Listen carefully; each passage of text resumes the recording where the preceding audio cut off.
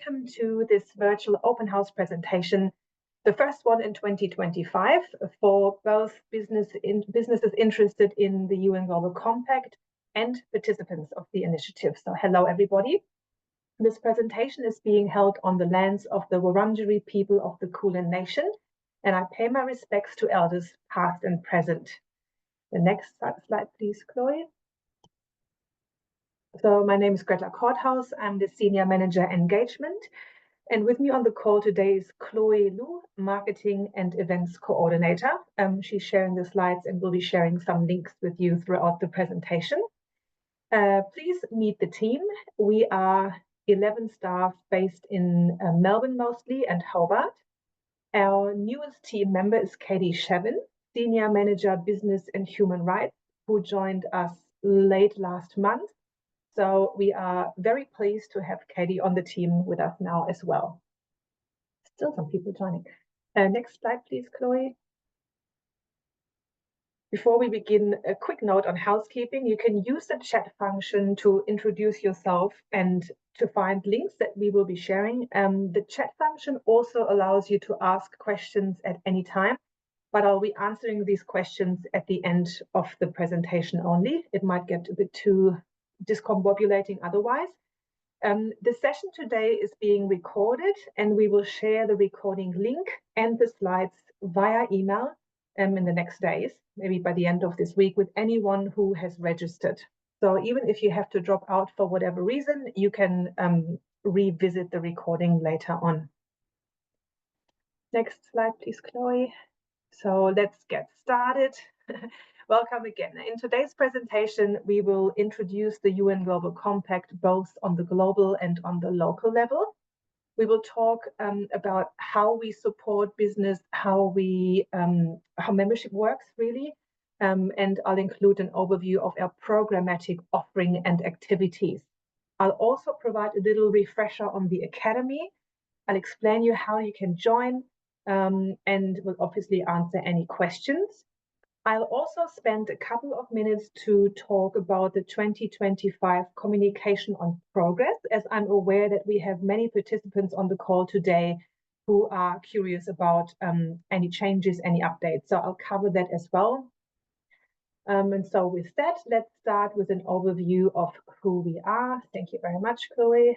So 25 years ago, it was Kofi Annan, the UN Secretary General at the time, who proposed to create a framework for businesses to align their strategies and operations with. He initiated a global compact of shared values and principles to give a human face to the global market, as he said. Next slide, please. The UN Global Compact, or UNGC as we call it, is now the world's largest corporate sustainability initiative with nearly 25,000 business participants around the world. Participants, or members, as you might want to say, commit to align their strategies and operations with the 10 principles and also commit to advance the UN Sustainable Development Goals, the SDGs. The 10 principles cover human rights, labor, environment, and anti-corruption, and they are at the heart of the Global Compact. So the 10 principles are sort of central to what we do. The SDGs were launched in 2015 only, so 6 years later, and they are a UN-wide framework, so they're not specific to us and our work. However, we do ask our participants to progress and advance the so-called 2030 goals. They provide a wonderful opportunity for undertaking a gap analysis, for example. So more about that in a minute. Next slide, please, Chloe. So these nearly 25,000 business participants around the world are being, I guess, looked after by so-called country networks. Here in Australia, that's us, the UN Global Compact Network Australia. Here in Australia, we have 360 participants. Roughly half of them are small to medium enterprises, SMEs. The other half are larger corporations, including multinational corporations. We also work with 35 non-business organizations, which means academia, associations, not-for-profits. When working with us, it might help you to understand that organizations are members of the UN Global Compact and have access to the global content made available from the New York team. So there's the global level. They are also local members of their respective networks. So the country networks both localize global content by making it specific, in our case, to the Australian context and discourse. And we provide our own content, which is usually not covered by global. So the Voice to Parliament, for example, would be a great example where we focused on the role that businesses could play or can play. And that's something that global obviously would not do. So there's the global-local connection. Next slide, please, Chloe. So let's have a look at how we support and enable business to make process or to advance the 2030 goals and to meet their own sustainability goals. I think, Chloe, I've asked you to share an overview of our members page as well, so people can look at who else is currently participating. But let's jump to the next slide first. Thank you. When an organization joins, it commits to aligning its strategies and operations to the 10 principles. So when it comes to the Sustainable Development Goals, the idea is to drive impact on specific goals. The SDGs are not to be regarded as a tick box exercise, but rather you identify where your organization has an outsized effect on outcomes, positive or negative. So where there are any gaps, you work with us and utilize our offering and our guidance. And where there is expertise, thought leadership, leading practice within your business, we want to amplify and collaborate. So regardless of the size, location, business type, or sector, organizations can scale their action and contribute to advancing the goals. So it's not about reaching a certain level of maturity in this space. You can join at any point. Once a year, organizations submit a so-called communication on progress, or COP as we call it, to disclose where they are at in their alignment with the 10 principles and in advancing the SDGs. There is no pass or fail. We are not a compliance tool, we're not a standard. Rather, it's a disclosure tool for organizations to self-assess and then communicate how they are advancing the goals. And for us, it's a benchmarking tool to see where organizations are at. In a way, you could see the SDGs, I said it before, I think, as a gap analysis tool. That's what we hear a lot. So for members on the call, I am sure you have questions about the 2025 COP. So let's just spend 2 minutes on this. And if you jump to the next slide, please, Chloe. Thank you. So the revised communication on progress has been released and has been sent to all participants. If you haven't received it and you need it, reach out to me. Chloe is also sharing the link to the page where you can download it. The overall number of questions has been reduced from 76 to 36 mandatory questions. So it is shorter. The mandatory questions then prompt 24 questions based on answers provided. So they're filtered questions, meaning that you might end up having to answer 50 questions. It just depends on the types of answers you provide. And then there's additional 6 questions that are optional. Important to say is that the option to either submit your communication on progress questionnaire or to upload the organization's sustainability report or equivalent will remain for 2025. When I say equivalent, I mean that some of our participants, actually a fair few, usually SMEs, may not have a full sustainability report, or it may just not be called a sustainability report.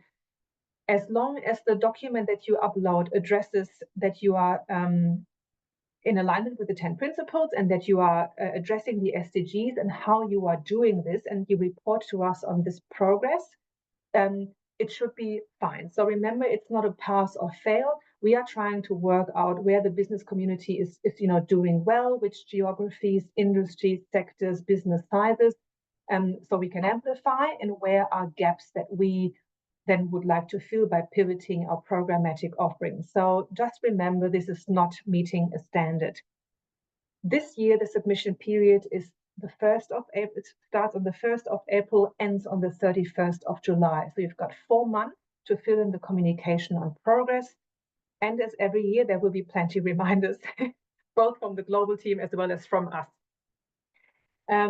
Chloe is sharing links to the editable communication on progress PDF.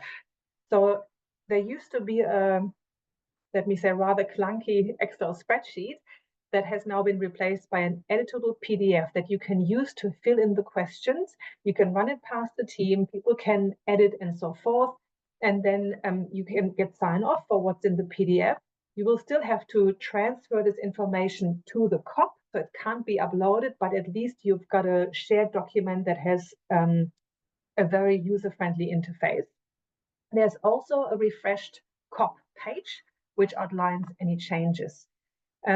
For specific or more detailed information about what has changed between 2024 and 25, Chloe is sharing a link to an Academy page that's accessible for members only, where you can download a document that outlines the exact changes for each category, governance, environment, and so forth, made between last year and this year.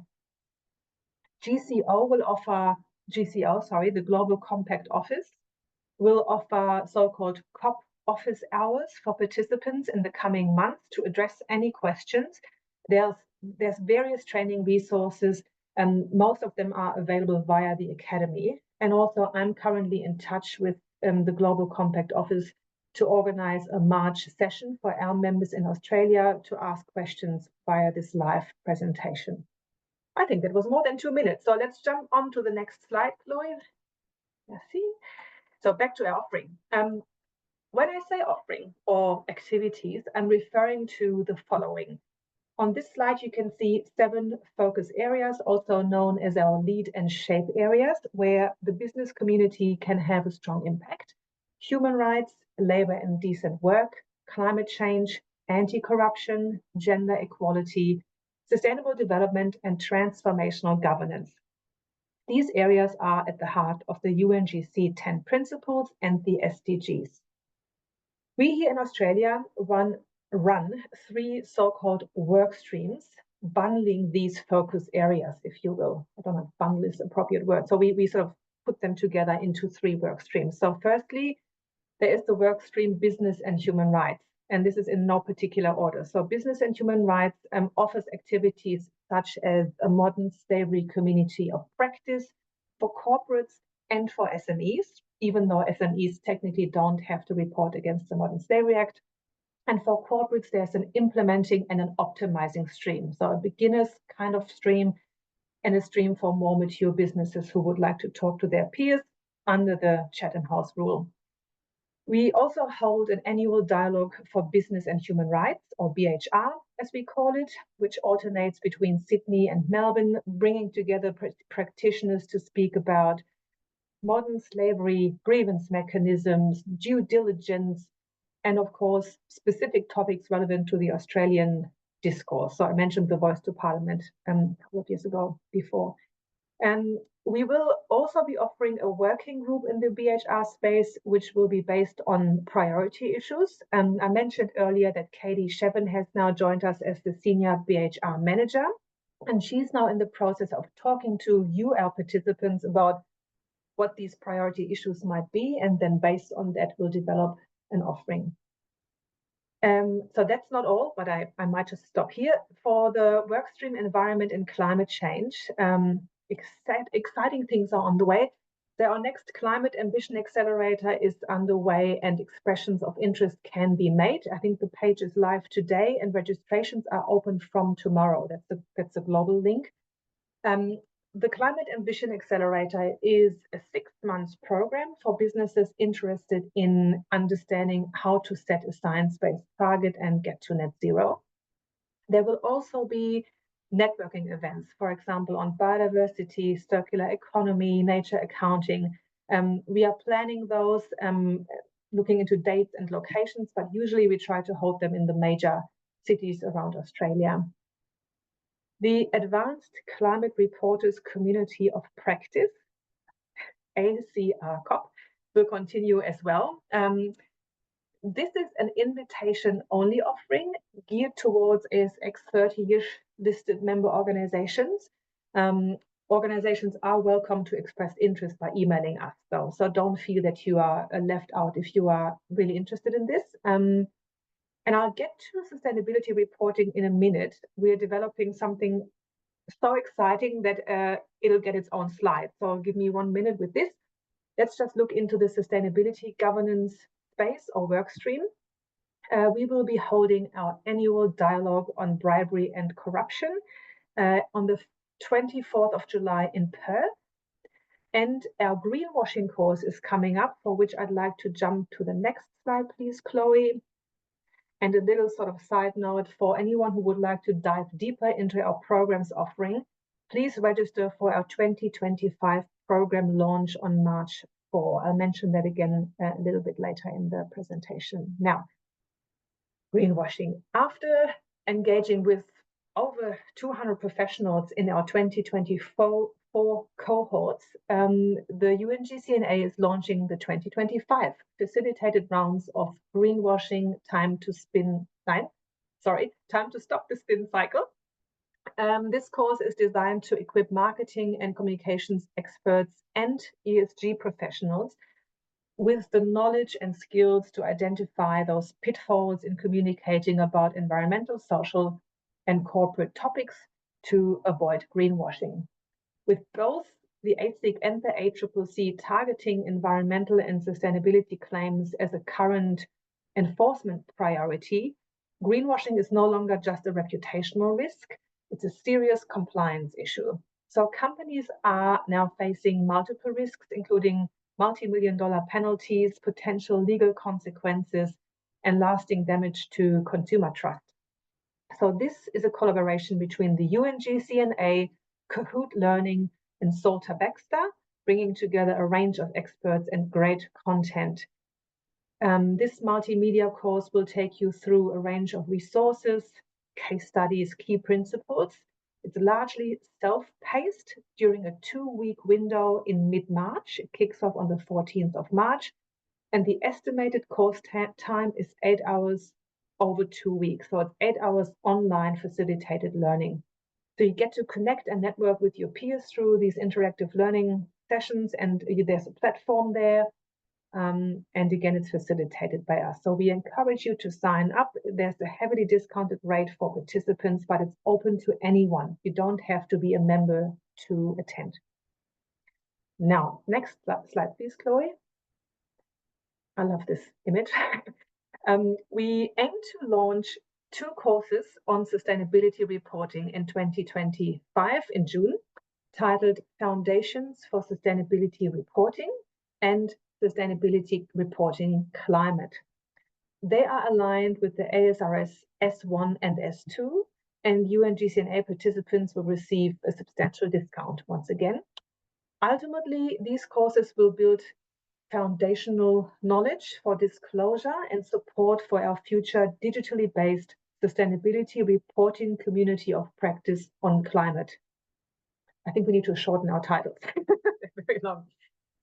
So this is very exciting, coming in June. There's a lot happening behind the scenes, but there has been so much demand in that space that we think it'll be a fantastic opportunity for anyone who falls into these reporting timelines to join. Now, the next slide, please, Chloe. And by the way, Chloe, I think, has just also shared a link where you can express your interest to attend any or either of these offerings. Now, here are our confirmed events in chronological order. More will be added as we go, but these engagement opportunities are confirmed.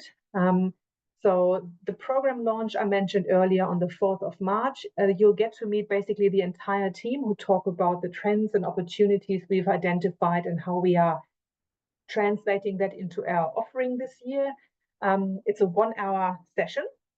Then the greenwashing course starts on the 14th of March. Our modern slavery community of practice, I'm just going to say MSCOP, is happening, and the 2 different streams are being offered at the end of March. We have another virtual open house in April. I'm planning to add more communication on progress information into that session as well. followed by our AGM in May. So you'll be hearing from me before that. Then the Climate Ambition Accelerator launches in June. There'll be participant benefit session and SME benefit sessions that I'm holding throughout the year. So you might see some dates here, but there'll likely be additional dates for these information sessions. And then the ABC dialogue is happening in Perth in late July.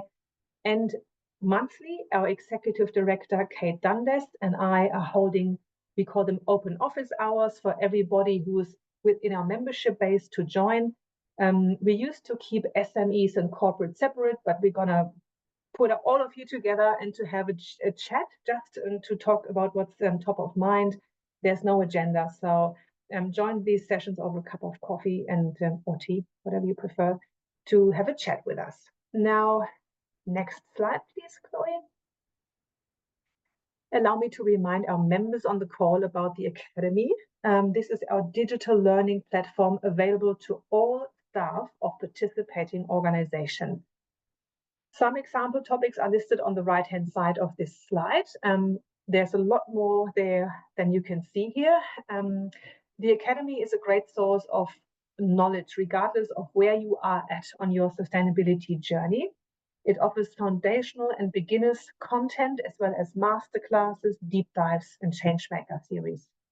You can create plans for yourself and for your team, so learning plans, and you can learn in your own time. So the idea of self-paced learning is big. You can also download up to 3 SCORM files onto your own learning management system or platform. If that's of interest, reach out. I'll send you a form that you can fill in. And you can actually request from me an overview of which staff have taken which classes and courses and whether they have completed them too. So we've got this information available should that be of interest. For non-participants interested in learning more, you can have a sneak peek via a link we are sharing now. There are open courses available to anyone. And from tomorrow, 20th of February, the following upgrades will be available to participants.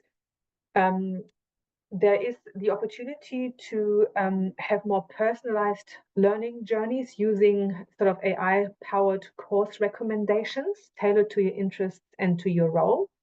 A more streamlined navigation will be offered, which apparently I haven't seen it myself yet, otherwise I would have shared screen. Enables a more effortless sort of navigation within an upgraded interface. And there's enhanced accessibility, so you'll benefit from improved search and translation features, especially for maybe overseas staff who may not want to utilize the English offerings, but other languages. Most excitingly, I find, is that there will be a mobile app for sort of learning on the go. So keep your eyes open for more information about the Academy from tomorrow onwards. Next slide, please, Chloe. How are we going for time? Good. If you are not a member yet and you are interested in joining, let me tell you that joining is now easier than ever as the application process happens completely online.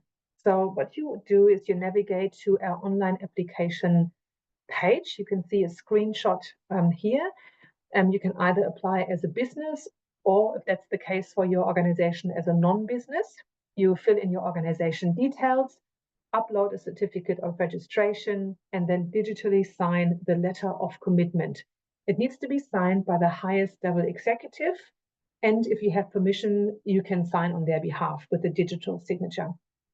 Once that's complete, I'll be in touch and let you know once you've been approved, and we will then reach out with a short membership form, which is just an ASIC requirement, and the fees are being shared in a link right now, so you can find out what fees will be applicable to your organization as we base them on your revenue bracket. It's pretty straightforward. If you would like me to talk you through this again, just reach out. You probably have my details. Let's just jump to the next question because it's almost 12. We have finally made it to question time. Let's have a look at what has come through. Let me just check the chat window.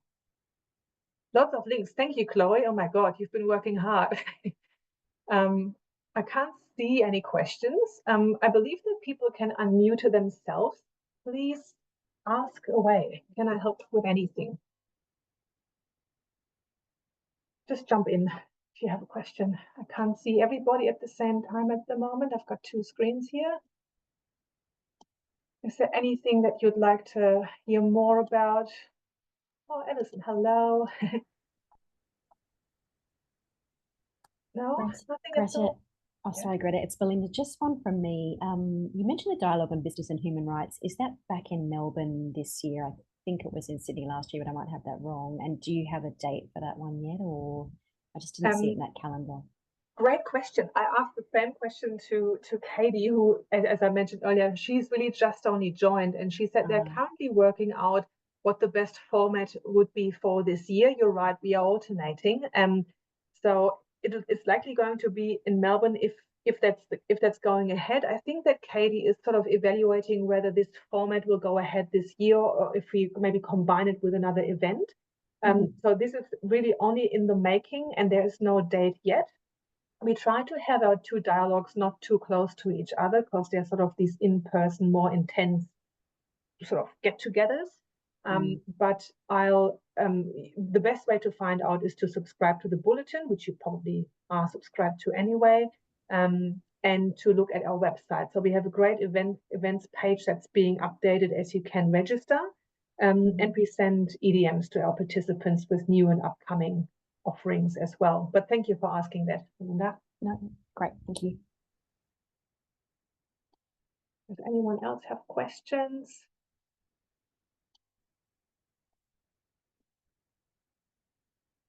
No hands up or anything? I'm not missing anything?